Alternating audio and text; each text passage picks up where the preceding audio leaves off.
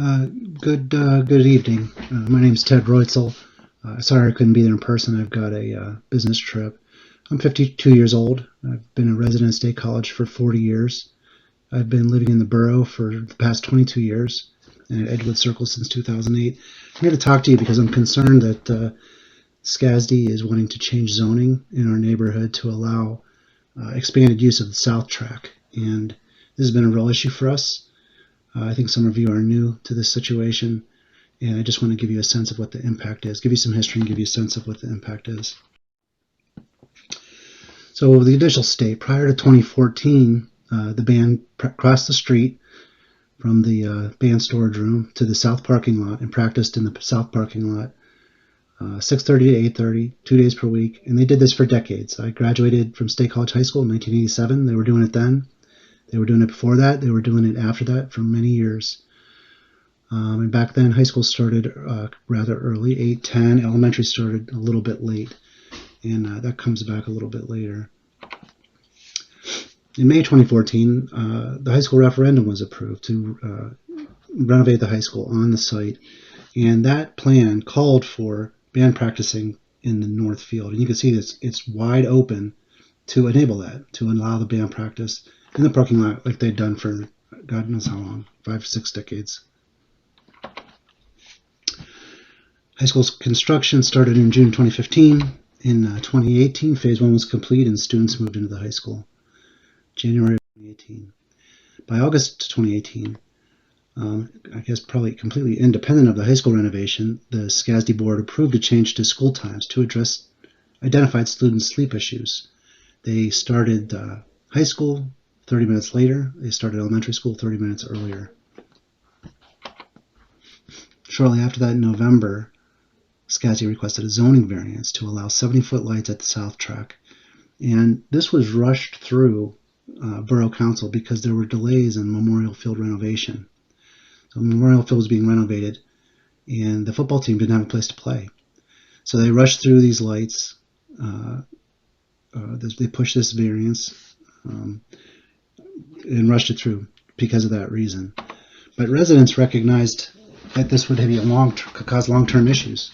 So there were numerous borough council meetings where this was discussed, and many concerns were raised from many neighbors around the area. And there were many alternatives presented, but every alternative that was presented by borough residents was discarded by SCASD. In August 2019, that variance passed narrowly, 4-3, and there was a 1-year user agreement attached to that, which is to be negotiated every year. The 70-foot lights were installed about 150 feet from neighboring homes, and the band was practicing until 9 p.m., lights out till 9:15. So here's where this issue comes to play. We have elementary school students starting earlier, 30 minutes earlier, yet the band now is practicing later. This is a problem. This is a conflict here for all the young children that surround that school. Fall 2019, band practiced. This is the first year lights were out. They practiced 15 hours a week. There were 4 football games. There were crowds and bands past 10 p.m. every Friday of a football game. The borough residents didn't complain. We recognized that this was hopefully a good thing for the community, and there were no complaints for anything related to that, even though it was extremely disturbing. September 2019, recognizing that the user agreement needs to be renegotiated every year, we presented on the significant detrimental impact of these lights and noise to the Borough Council. Once or twice we did that to say, okay, we've got it going now. This is how bad it is, and we need to address this when we renegotiate the user agreement. The quality of life was severely degraded. I'll give you an example of this. Quality of life involves having a fire on a nice fall evening with your kids and your family and roasting marshmallows. And you can do that with all lights. When the lights are turned on, you can see them through my kitchen window. You can see them through my dining room. You can see them from my daughter's bedroom. The whole field is brightly illuminated and reflects all over the place. And the back of my home is brightly illuminated. Here you can see my shadow from the lights from the field at night, in the middle of the night. Now, the State College did adjust the lights, and this has been reduced a little bit, but it's still extremely bright. And I invite anybody to come by anytime that's on. You can look. It doesn't just affect me. Here's the view from my neighbor's driveway, effectively across the street, looking at where the lights would be. When the lights are on, it's like you're living next to a stadium, which effectively we have stadium lights, right in our neighborhood here. So it affects more than just me, these lights. Now on to noise. There are ordinances that are designed to protect residents from noise disturbances past 7 p.m. here in the borough. SCASD is exempt from this ordinance by statute or by law. I don't know the terminology. But I think it's worthwhile to look at what this ordinance says. It says that the borough residents are entitled to live in an environment in which the level of noise is minimized for the community good. We're trying to foster mutual respect and have a good sense, rely on the good sense of all neighbors to respect one another's living environment, an environment that's free from noise disturbances. Everything else except the school is set to a 7 p.m. limit on weekdays. They're asking to other excessive noise, anything that's plainly audible to persons within a dwelling.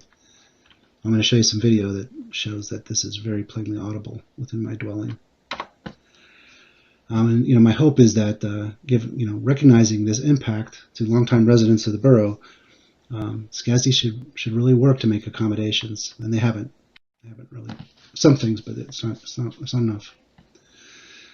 So we already talked about how the school district was changed, and as a result, elementary school daughters need to wake up earlier to get to school, 6:45 a.m. Now, CDC recognizes that lack of sleep leads to obesity, poor mental health, behavioral problems, and they recommend for elementary school-age children 9 to 12 hours of sleep per night. So with that in mind, the recommended bedtimes by CDC for children 6 to 12 start at 6:45. I never put my kids to bed that early, but 8 o'clock is a very reasonable time to try to get your children to bed. Unfortunately, SCASD is requesting band practices now until 9 p.m. And they play right to the end. And if they play right to the end, children can't just go to sleep immediately anyways, right? They need time to wind down from hearing that pounding drums in their bedroom.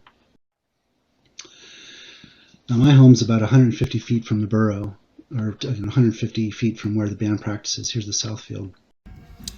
And it's really loud. Getting ready for bed. Play a video here.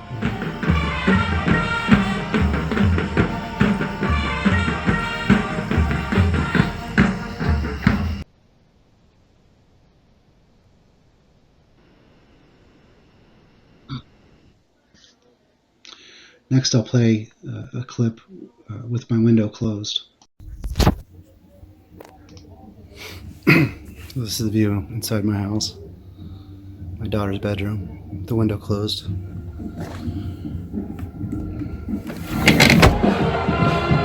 That's with the window open.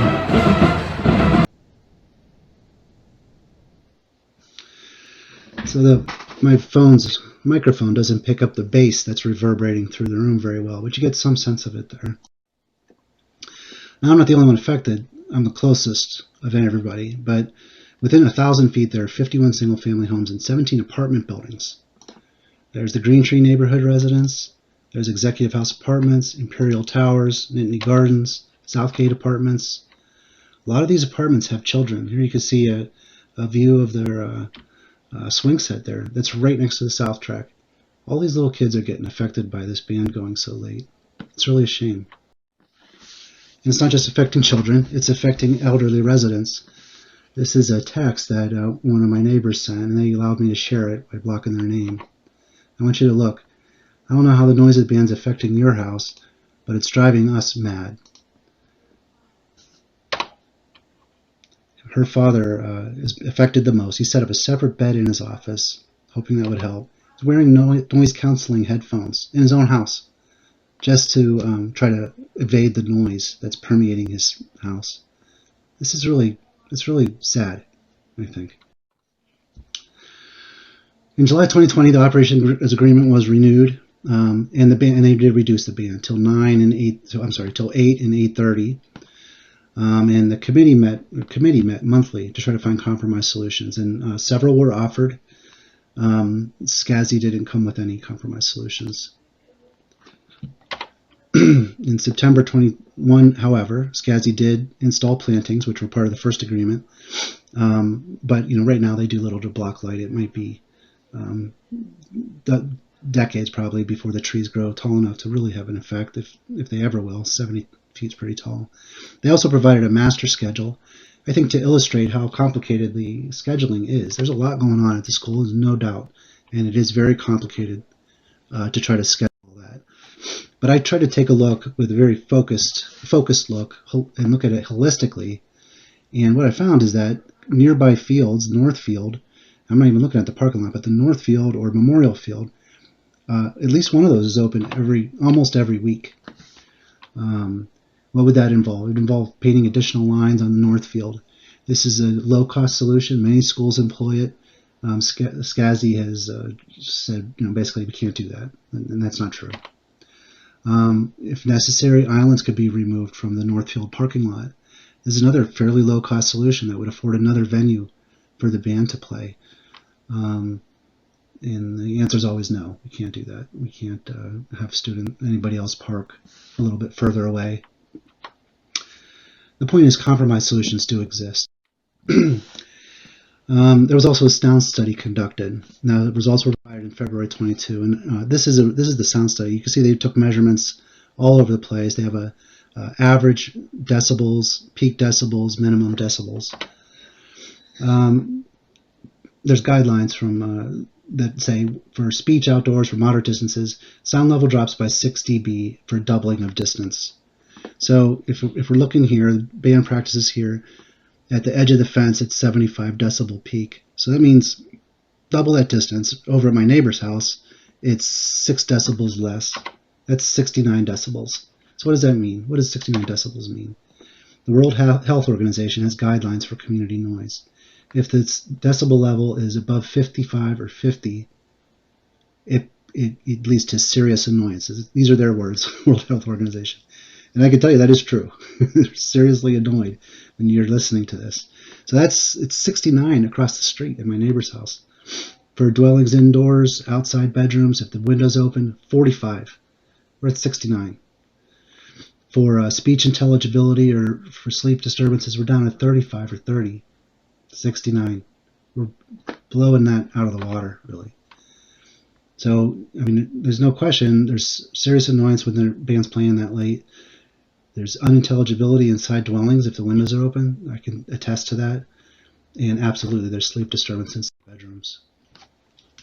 So in summary, the zoning variance was, I don't know if egregiously is the right word, but it seems like it was egregiously rushed through, and the lights in the late band practice have destroyed pre-existing living conditions for nearby residents. The result is that we're exceeding the borough ordinance for noise, and we have that here. And SCASI is exempt from that. There's nothing that anybody can do about that other than have some kind of agreement or have something in place at the moment. And this seriously degrades the quality of life for the borough residents near the South Track. There's light spillover, prevents family activities. It tremendously exceeds World Health Organization guidelines for community noise. Elementary students' sleep is affected. Elderly residents are affected. The noise impacts the stress level and raises blood pressure, and I can tell you for certain my blood pressure goes up when I hear that. And property value may be impacted. So, summary, borough residents have the right to maintain quality of life and be treated with respect. And we can do that by minimizing the light and noise impact of the South Track. And there are alternatives. You can utilize lower impact locations for band practice, the North Field, North Parking Lot, other fields. We can look at changing the school times, and I'm sure there are other solutions that clever people can come up with. But what I'm asking Borough Council to do is to protect the borough residents. There's no need to change the zoning. There's no need to expand the use of the South Track. There's no need to have band practices that go past 8 p.m. Please do what you can to prevent this from happening. I know there are solutions. And I want to thank you so much for your time and for hearing me. Thank you. Bye-bye.